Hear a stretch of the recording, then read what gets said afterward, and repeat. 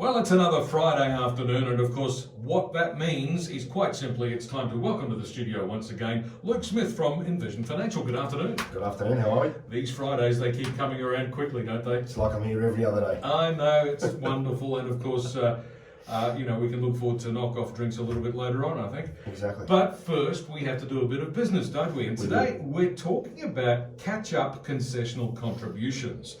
I'm going to have to start from the basics here, Luke. What are they? Yeah, so everybody knows that you can put a certain amount of money into super each year and claim a tax deduction. And currently that limit is $27,500. What the catch-up concessional contribution legislation allows you to do is look back in time, like a space machine, and see what you haven't used of previous year's caps. So at the moment it's $27,500. In 19 and 20 financial years, the limit was $25,000. So what this piece of legislation allows you to do, provided that you meet certain criteria, is look back and say, how much of my limit did I use in the 18-19 financial year? How much of my limit did I use in the 19-20, 2021, 21-22? Now, the two key rules here to be able to use this piece of legislation is, one, you must have less than $500,000 of total super at the 30th of June in the year prior. Okay, that's rule number one. Rule number two says you can only look back for a maximum of 5 years. Now, because the legislation was only passed recently, it started in the 18-19 financial year. So we're still within that 5-year window, but if we give it some time, we'll be looking back to a maximum of 5 years. So this legislation is absolutely fantastic for a few different reasons. One, a member of a couple may or may not have been in the workforce. You may have had some kids and mum or dad have stayed home and looked after the kids and been out of the workforce and keen to top up their superannuation. So great piece of legislation. You can look back and say, well, did I work in that year? No, which means you could essentially have the entire contribution cap to use at your discretion. So that's a great benefit. The second one is you may be selling an asset.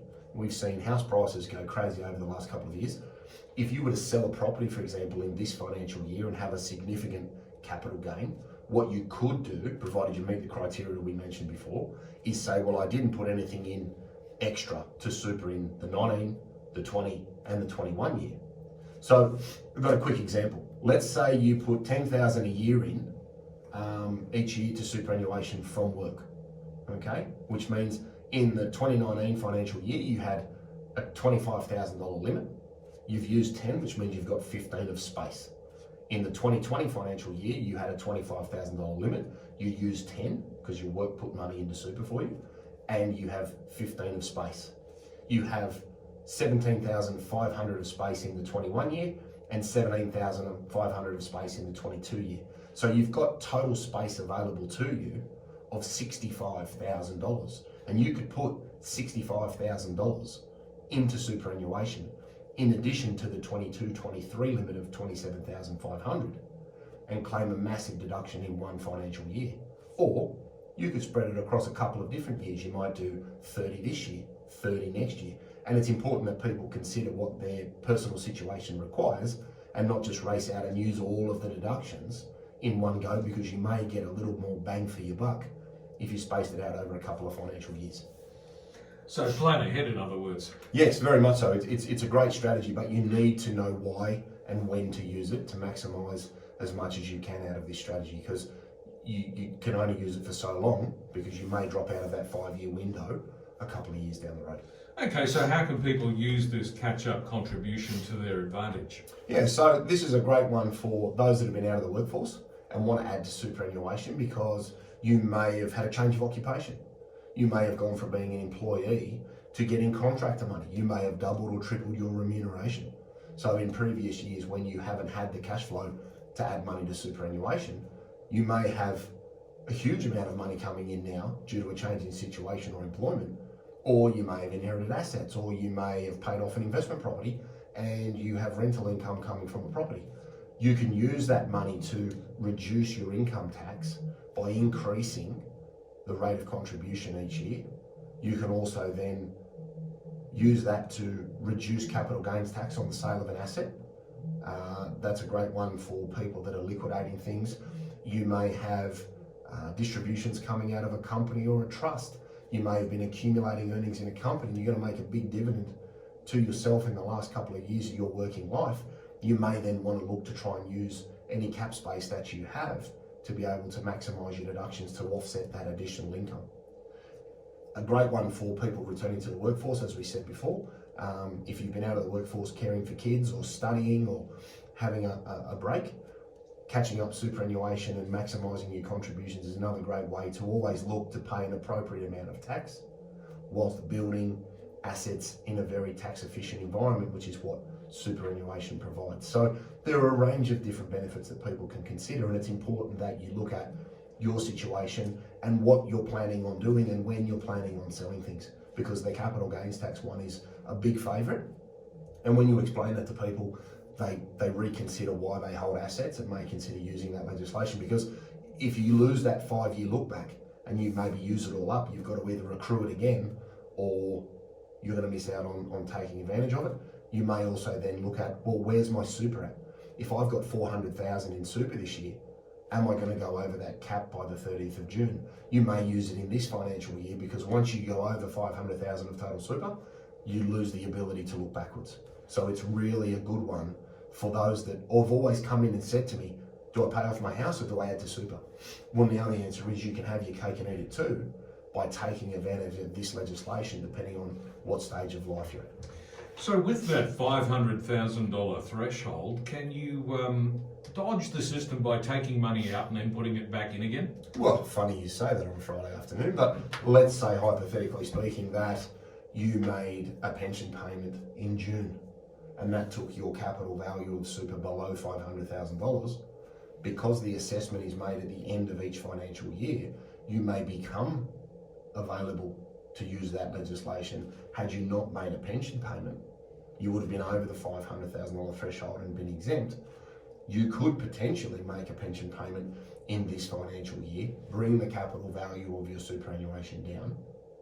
Another example could be if you're over 65, you're at maximum preservation age. If you were to make a lump sum withdrawal from your superannuation, bring the balance under $500,000 in the next financial year, you could make a significant contribution.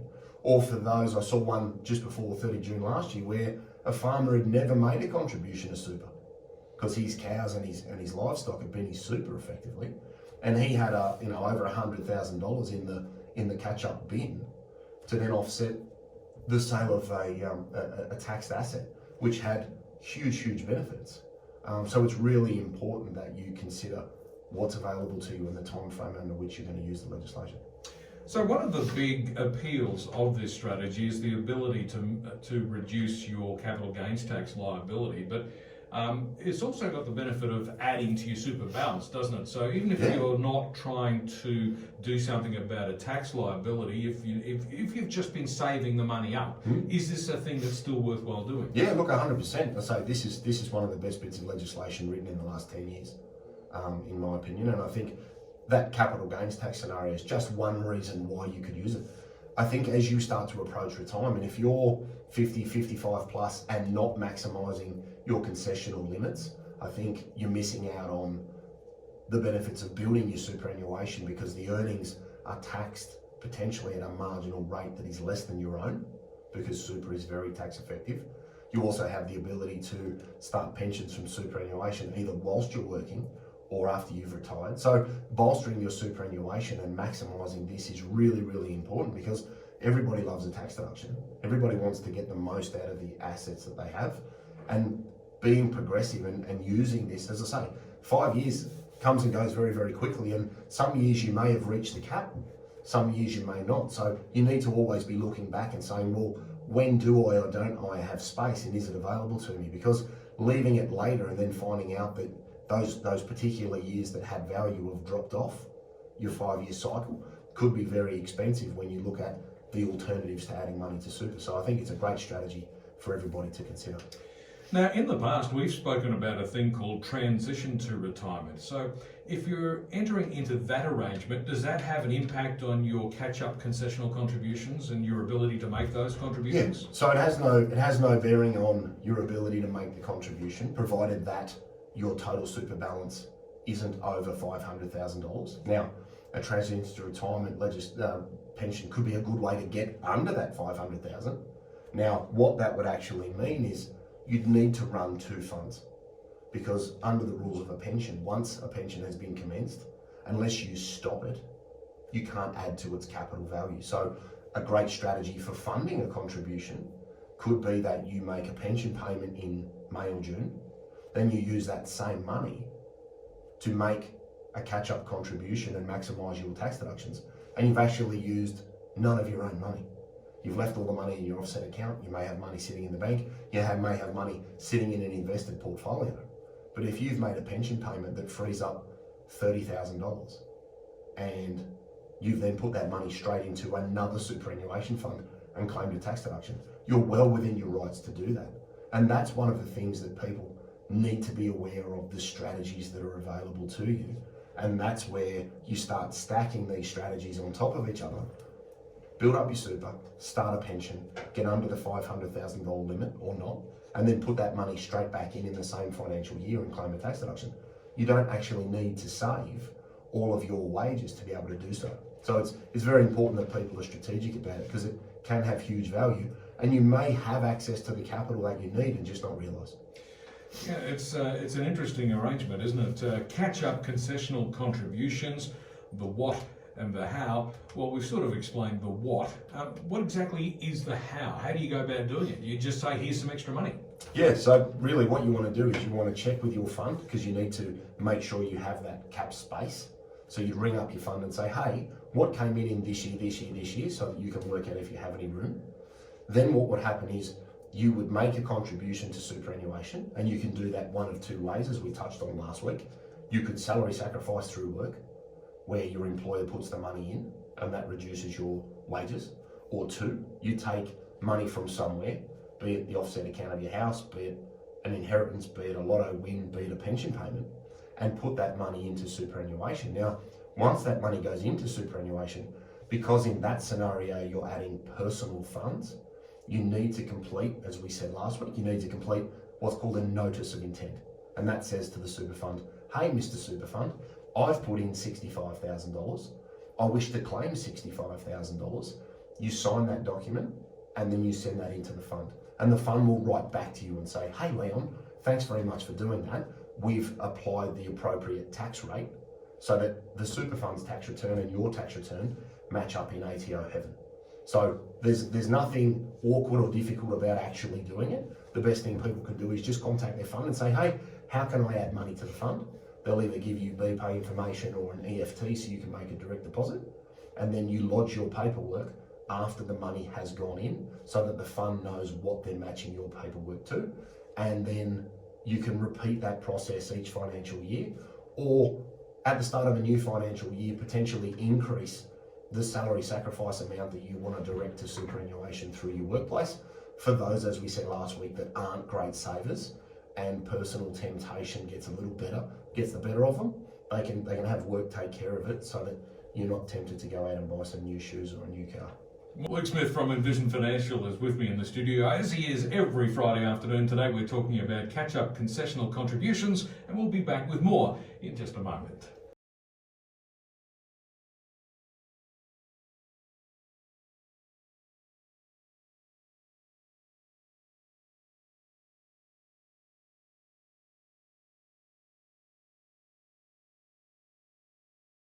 I'm joined by Luke's... Oh, I'll do that again. Fuck it. It's fucking Monday. Monday's killing you. I know. It's killing you. I don't like Mondays. Mondays are no good. Here we go again. I'm joined in the studio by Luke Smith from Envision Financial, and today we've been talking about catch-up concessional contributions, what they are, and how to go about making them.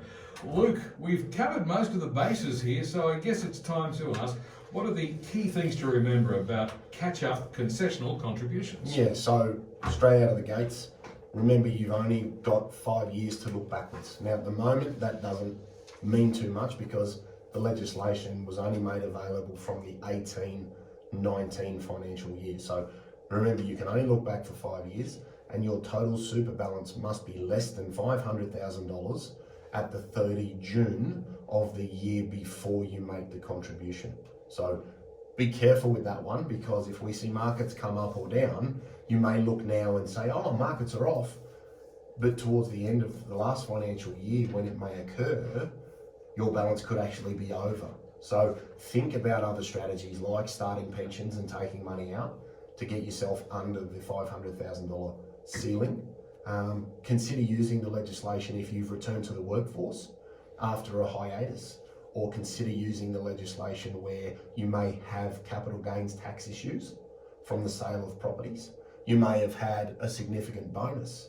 You may have inherited some money and invested in your own name, increasing your total taxable income. There's a range of reasons that you can consider using this legislation. And I guess the important thing is, one, we want people to know that it's available. Two, you need to be prepared and collect the facts and figures that make sure it's worth doing and it is available. And then three, when you do make a contribution, make sure you complete the appropriate paperwork, because if you use personal funds, you need to notify the superannuation fund that you intend to claim a tax deduction, and you do that through what's called a notice of intent.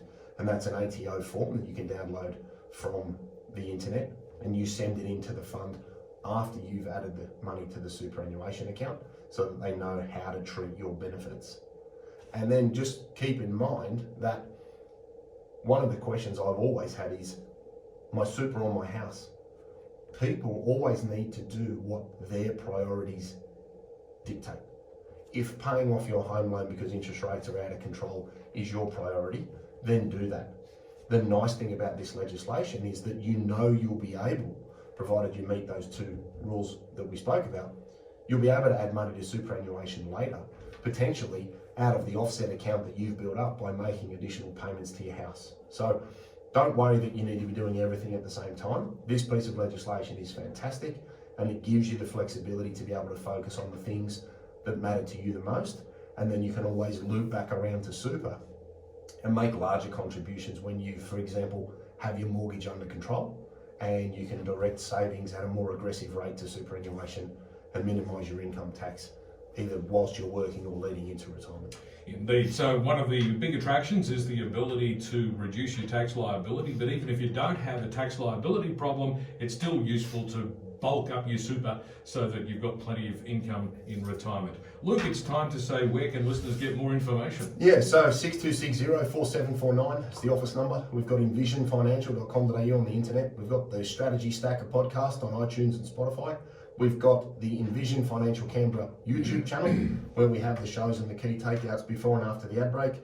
We've got a little bit of TikTok Strategy Stacker handle there, and we've got the Smart Money Strategy, your ultimate guide to financial planning. That's dropping in the middle of March and is a great example of one of the many strategies in that book that people can sit and have a read of once that drops. And that's available in all good bookstores, Dimmicks, QBD, and Harry Harthog in the ACT, and also Amazon and Booktopia online, so you can get a copy anywhere. Sensational. And that's coming out very, very soon now. It's just a matter of days away, really. Yes, it's flying by. Flying by. So keep an eye out for that one. Place your order now with your favourite bookseller. Luke, thanks very much. We'll see you next week. We'll catch you again next Friday afternoon when Luke Smith from Envision Financial joins me in the studio once again on 2CC.